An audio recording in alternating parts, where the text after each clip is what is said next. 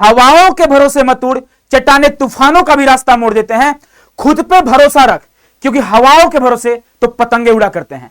नमस्कार प्यारे बच्चों, स्वागत है आप सभी का एनसीईटी बोले तो एनसीईटी कॉन्सेप्ट पर। सर कैसा सेशन लेकर आए हो प्यारे बच्चों। आज के सेशन में ना मैं बिना तैयारी के आया हूं, ना मैं कोई कंटेंट लेकर आया हूं आपके लिए, नहीं बच्चे यहाँ पे पीपीटी लेकर आया हूं, ना कोई तैयारी करा हुआ हूं। आप बच्चे मुझे अपना एक बड़ा भाई मान सकते हैं और बड़ा भाई मानकर आप हमारी बातों को सुन सकते हैं, क्योंकि आप सभी को पता होगा कि 17 अप्रैल को आपके एग्जाम होने वाले हैं।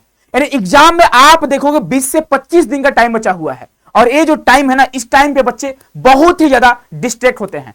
और रीजन क्या है? पीडीएफ दे दो, लिंक दे दो, इधर यूट्यूब उधर यूट्यूब, मोबाइल पे रील्स स्क्रॉल कर रहे होते हैं।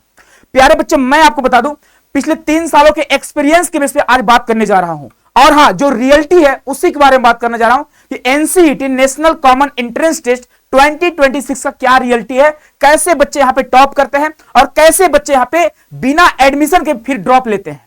तो प्यारे बच्चों, इस सेशन को आप एंड तक जरूर देखिएगा, और यहां पे जो भी बातें करूंगा बच्चे जेन्युइन होंगी, और यहां पे कोई फिल्टर नहीं होगा। जो रियलिटी है उसी के बारे में आपको बताने जा रहे हैं, कैसे आप यहां पे 400 प्लस स्कोर लेकर आ सकते हैं। इन दिनों में, इतने कम दिनों में क्या सर पॉसिबल है? अभी बहुत सारे बच्चे ऐसे हैं जिनका बोर्ड्स का एग्जाम भी कंप्लीट नहीं हो पाया होगा। कोई बात नहीं, आप इस सेशन को जरूर देखिएगा, आपको समझ में आ जाएगा कि क्या करना चाहिए और क्या नहीं करना चाहिए। सबसे बड़ी बात, क्या नहीं करना चाहिए। अभी आपको पता होगा पिक टाइम चल रहा है, ठीक है, लगभग 20 से 25 दिन का टाइम बचा है, और इसी में बच्चे डिस्ट्रैक्ट होते हैं। और वैसे ही बच्चे आते हैं जो सालों से तैयारी करते आ रहे हैं, जो पिछले 6 महीने से तैयारी करते हैं, वही बच्चे यहां पे परेशान हो जाते हैं। और रीजन एक ही है, पीडीएफ दे दो, लिंक दे दो, इधर उधर करते रहते हैं। तो प्यारे बच्चों, आज की सेशन को स्टार्ट करने से पहले आप सभी को बता दें कि अब जो टाइम है ना, वो सोचने का नहीं है, कंटेंट इकट्ठा करने का टाइम नहीं है। आप खुद सोचो भाई, अभी भी आप कंटेंट इकट्ठा करने में लगे हो तो आप अपने एग्जाम तक आप कंटेंट इकट्ठा करते रह जाओगे। आप न पढ़ पाओगे, न रिवीजन कर पाओगे, न ही मॉक दे पाओगे, और न ही आप एग्जाम में अच्छा स्कोर कर पाओगे। तो प्यारे बच्चों, स्टार्ट करते हैं आज की सेशन, और आप अपने आप को एक कमरे में बंद कर लीजिए। 20 से 25 दिन बचा है, और 20 से 25 दिन जो है ना, आपका अगला 4 साल बेहतरीन करने वाला है। यहां पे बच्चे, आप सभी को पता होगा कि एनसीईटी के जो एग्जाम होते हैं, इसमें टोटल आपके एग्जाम में 7 सब्जेक्ट आपसे पूछे जाते हैं। अब 7 सब्जेक्ट क्या सर सारे सब्जेक्ट पढ़ने हैं? अपने पास टाइम बहुत कम है, और कम टाइम में सारे सब्जेक्ट पढ़ पाना पॉसिबल नहीं है। लेकिन आप फिर भी भाई एक बार आपको देखना पड़ेगा। अब बात करने वाले कैसे, किस तरह से। सबसे पहली बात, इससे पहले आपको बता दें कि देखो यहां पे है क्या कि 2 लैंग्वेज आपसे पूछता है, लैंग्वेज 1 और लैंग्वेज 2। इसकी तैयारी कैसे करें? तो आपको बता दें, लैंग्वेज जो होता है वो एक स्कोरिंग सब्जेक्ट है। सुनो, आप वीडियो देखकर आए होंगे, नॉन डोमेन और डोमेन, है ना, यही देखकर आए होंगे, मुझे पता है, ठीक है। अब बच्चे परेशान है, सर डोमेन पढ़े हैं कि नॉन डोमेन पढ़े हैं? तो पहली बात, एक आपका डोमेन सब्जेक्ट है ना, डोमेन आपके 3 है, ठीक है। डोमेन आपके प्यारे बच्चों 3 सब्जेक्ट है ना, एक आपका डोमेन 1 हो जाएगा, एक आपका डोमेन 2 हो जाएगा, और एक आपका डोमेन 3 हो जाएगा। साथ ही साथ नॉन डोमेन की बात करें, अगर नॉन डोमेन की बात करते हैं बच्चे आपका, तो नॉन डोमेन में आपके कौन कौन से सब्जेक्ट आते हैं? तो आपको पता होगा, लैंग्वेज 1 आपका आ जाएगा, लैंग्वेज 2 आपका आ जाएगा, और साथ ही साथ टीचिंग एप्टीट्यूड, और आपका यहां पे जनरल टेस्ट आ जाएगा। अब आपको बताएं, इनमें से कौन सा स्कोरिंग सब्जेक्ट है? आप किसमें ज्यादा स्कोर कर सकते हैं कम टाइम में? तो अब इसमें 2 तरह के बच्चे आएंगे, सबके लिए सेम बात नहीं हो सकती, पॉसिबल ही नहीं है। अब कुछ ऐसे बच्चे होंगे जो जेईई नीट की तैयारी करके आए होंगे, या फिर कुछ ऐसे बच्चे होंगे जो ड्रॉपर होंगे, उनका डोमेन भी काफी अच्छा होगा और उनका नॉन डोमेन भी काफी बेहतरीन होगा। तो आपका अगर दोनों बेहतरीन तो और अच्छी बात है। अब कुछ ऐसे बच्चे आते हैं जिनको लगता है कि नॉन डोमेन में स्कोर कर पाना इजी है, और सही बात है कि नॉन डोमेन का जो सब्जेक्ट है, जो सिलेबस है, वो बच्चे यहाँ पे लिमिटेड है। लेकिन अगर बात करें डोमेन का, तो डोमेन में होता क्या है, वो टाइम टेकिंग होता है। ये आपका बच्चे ज्यादा टाइम लेता है। एग्जाम में क्वेश्चन सॉल्व करोगे फिर भी आपका बच्चे टाइम ज्यादा लेगा, है ना, टाइम ज्यादा आपका लेता है। साथ ही साथ आप जब प्रिपरेशन करोगे वहां पर भी यहाँ पे टाइम ज्यादा लेते हैं आपसे, ठीक है। टाइम मतलब आपका लगता ही है डोमेन में। अब सुनो सर कैसे करें, आप कहना क्या चाहते हो? देखो भाई, अगर बात करें, सबसे पहली बात, चाहे नॉन डोमेन हो चाहे डोमेन हो, एआई कंटेंट फॉलो नहीं करने हैं।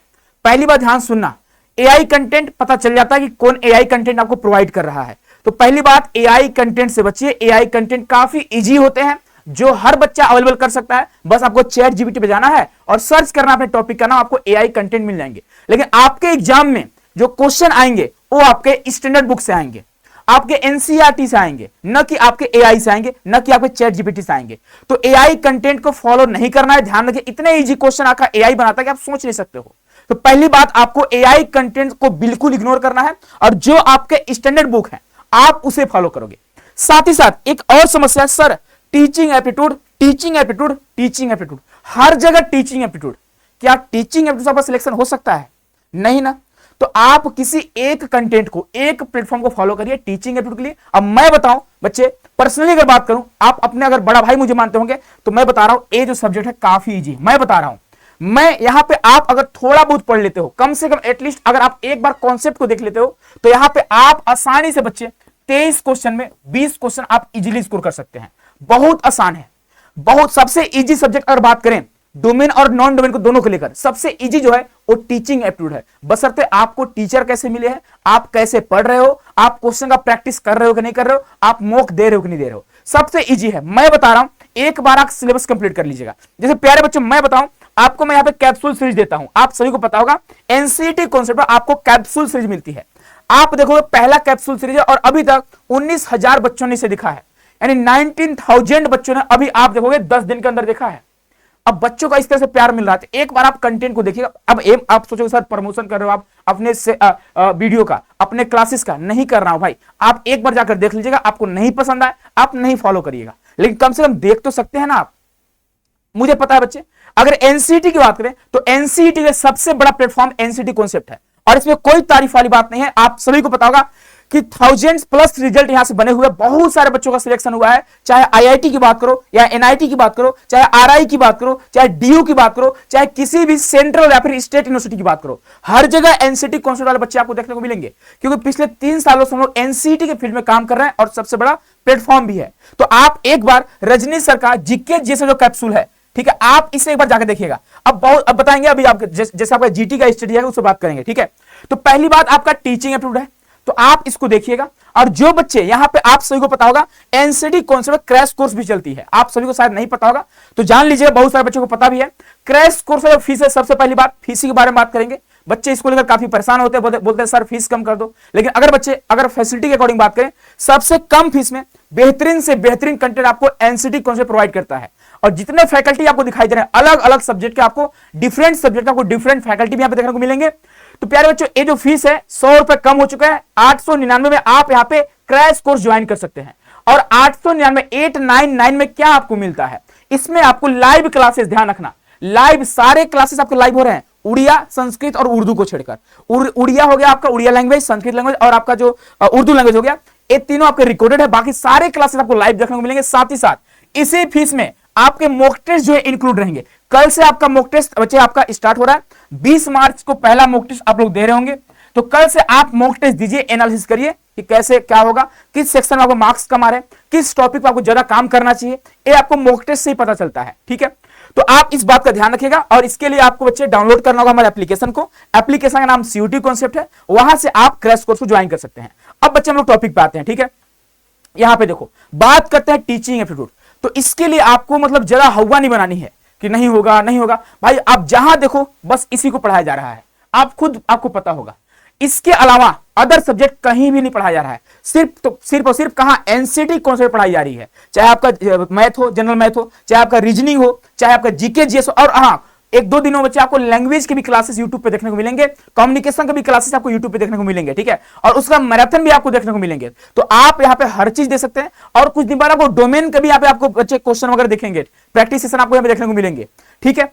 अब सुनो, अगला यहाँ पे लैंग्वेज। भाई मैं बताऊं, पर्सनली बताता हूं, लैंग्वेज काफी इजी है, काफी इजी है। इसमें आप चाहो इजीली, आपको पता होगा टोटल दोनों लैंग्वेज मिलाकर 46 क्वेश्चन आएंगे।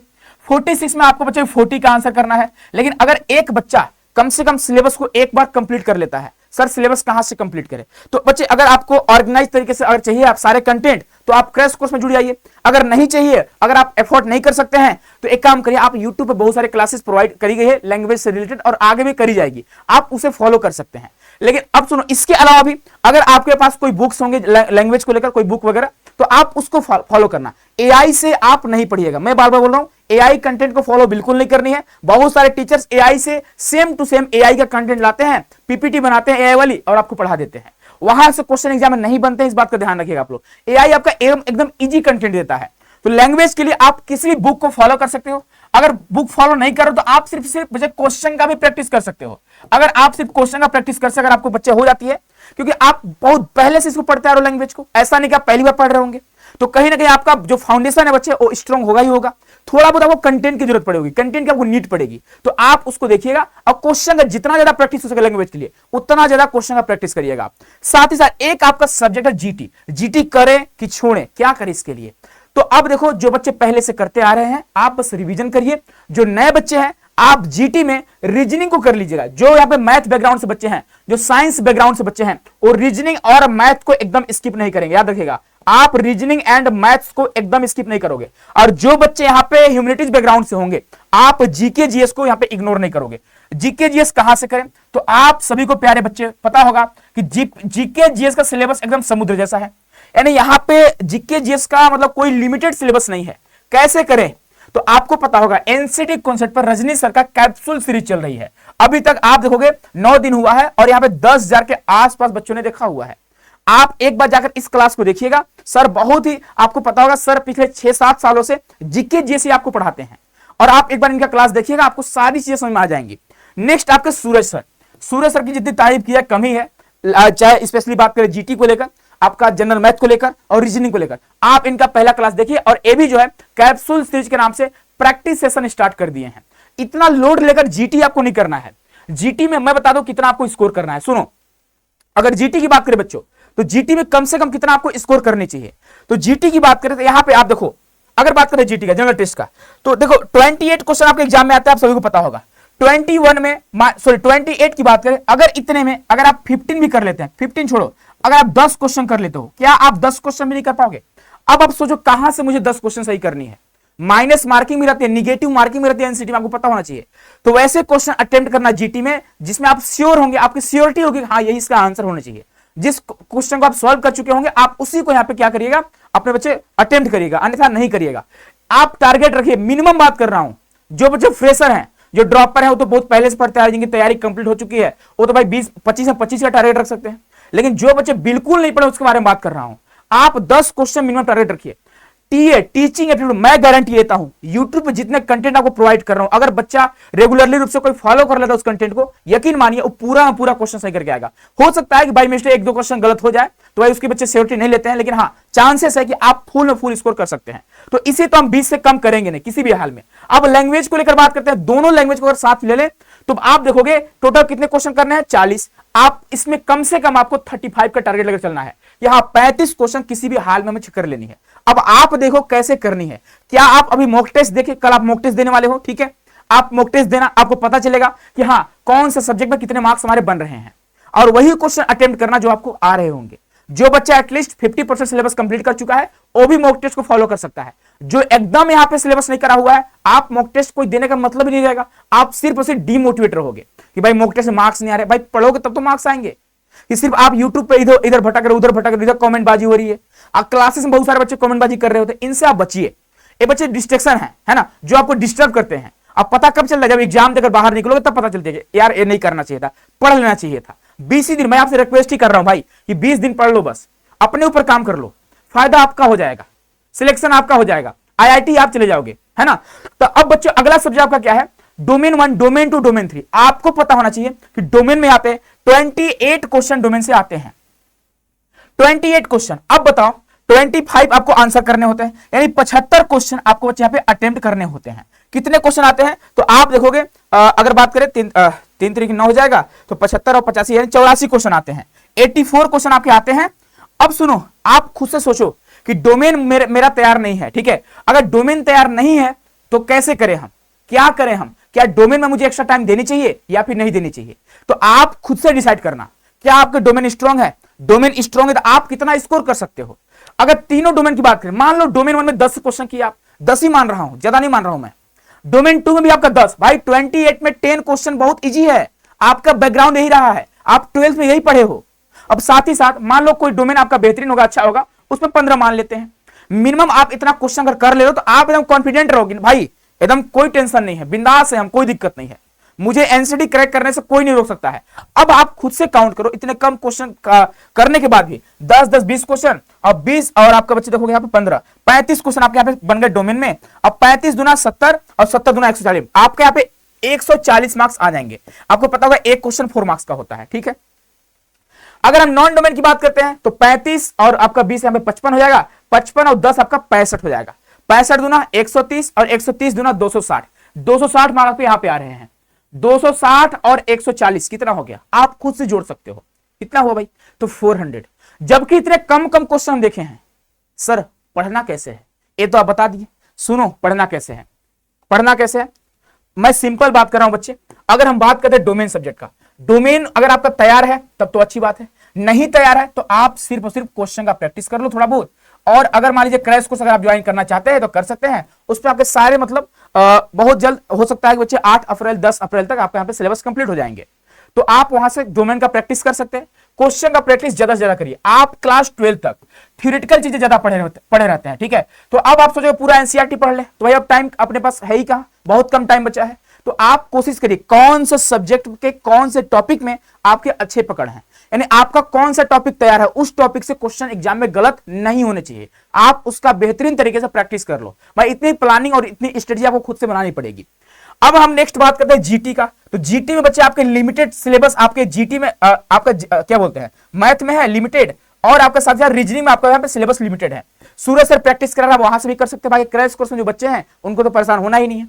जीके जीएस में एकदम पढ़ना ही नहीं है, जितना आपको सर कैप्सूल सीरीज में दे रहे हैं उतना कर लो। मुझे लगता है जीके जीएस में 6-7 क्वेश्चन आते हैं, 6-7 क्वेश्चन के लिए आप कितना टाइम दोगे, ज्यादा टाइम थोड़ा आपको देना है, नहीं देना है। आप देखो जीटी के लिए 1 घंटा 1.5 घंटा टाइम दो, आप डोमेन के लिए 2-3 घंटा का टाइम दो, और साथ ही साथ लैंग्वेज, भाई मैं बार बार लैंग्वेज 1 और लैंग्वेज 2 पर जोर दे रहा हूं। इसमें कम से कम 35 टारगेट लेकर चलना ही पड़ेगा आपको। अगर टीचिंग एप्टीट्यूड की बात करें भाई, इसमें मैं गारंटी दे रहा हूं, मैं इसमें एक ऐसा सेशन लेकर आऊंगा लास्ट टाइम में, अगर आप उसे भी देख लोगे यकीन मानिए आप सारा का सारा क्वेश्चन यहां पे कर लेंगे। आपका जो लेवल होगा टीचिंग एप्टीट्यूड लेवल काफी इजी है। आपका मतलब लो लेवल का क्वेश्चन आएंगे, बहुत आसान आएंगे, आप सोचे नहीं होंगे। और आप देखोगे टीचिंग एप्टीट्यूड में कुछ ऐसे भी टॉपिक हैं, कुछ ऐसे भी यूनिट है जो काफी इजी है, बिना पढ़े आप उसका क्वेश्चन का आंसर कर सकते हैं। तो आप इसको लेकर बिल्कुल परेशान नहीं है। बाकी देखो अब आपको किन किन चीजों से बता, आप लोग करते क्या हो कि बहुत सारे बच्चों को देखता हूं ग्रुप बना लेते हैं, ग्रुप में डिस्कशन कर। भाई ये जो टाइम है ना डिस्कशन का नहीं है, ये टाइम जो है ना खुद के ऊपर काम करने का है, दूसरों को ज्ञान देने का नहीं है। आप ज्ञान बहुत देते हो, बहुत सारे बच्चों को मैं देखता हूं इधर बाजी उधर, मतलब आप लोग फालतू काम बहुत करते हैं। पढ़ाई के अलावा आप लोग अभी आईपीएल देखने चल जाओगे, तो आईपीएल अभी नहीं देखना है, एग्जाम बाद आईपीएल देखना भाई, रिकॉर्डेड देख लेना और क्या, ठीक है। तो देखिए, लेकिन उतना बहुत कम देखिए, जितना संभव हो उतना कम देखिए। बाकी अभी पढ़ाई पर टाइम दीजिए, 20 दिन पढ़ लीजिए, 20-25 दिन आपके पास टाइम बचा हुआ है, इतना पढ़ लीजिए, यकीन मानिए आप अच्छा करोगे। बाकी देखो अभी आपको एडमिशन को लेकर परेशान नहीं होना है, सर एडमिशन कैसे होता है, मेरे डॉक्यूमेंट्स तैयार नहीं है। भाई देखो ये सब करने का अब टाइम नहीं रहा है। 20 से 25 दिन नहीं पढ़ोगे ना तो यकीन मानो आप 200 के आसपास रह जाओगे, 200 250 इसी तरह से आपके स्कोर आते हैं। और होता क्या है आप सभी को पता होगा काउंसलिंग कैसे होती है। तो अगर हम बात करते हैं बच्चे देखोगे काउंसलिंग कैसे होती है, ठीक है। तो काउंसलिंग में होता क्या है, अगर आपके मार्क्स कम है, ठीक है, एक लो मार्क्स वाले आएंगे, एक हाई मार्क्स वाले आएंगे। हाई मार्क्स वाले बच्चे क्या करेंगे, 1-2 यूनिवर्सिटी में अपना काउंसलिंग रजिस्ट्रेशन करवाते हैं, ठीक है, 1-2 यूनिवर्सिटी में या फिर 1-2 आईटी में अपना रजिस्ट्रेशन करवाते हैं और जाकर वो सिलेक्शन ले लेते हैं, उनका सिलेक्शन हो जाता है। पैसा कितना लगा इनका, तो देखोगे 1-2 आईआईटी में करेंगे तो 1000 या फिर 1K या फिर 2K के आसपास इनका काउंसलिंग का फीस लगने वाला है, जो बच्चे 400 के अप्रोक्स मार्क्स लाए होंगे। और जो बच्चे यहाँ पे 200 के आसपास या फिर 250 के आसपास या फिर 300 के आसपास मार्क्स लाते हैं, उन बच्चों का क्या होता है कि कम से कम इनको 8 से 10 यूनिवर्सिटी में क्या करना होता है, काउंसलिंग कराना होता है। यानी अगर फीस की बात करते हैं तो इनका 7 से 8 हजार रुपए काउंसलिंग का फीस लग जाता है।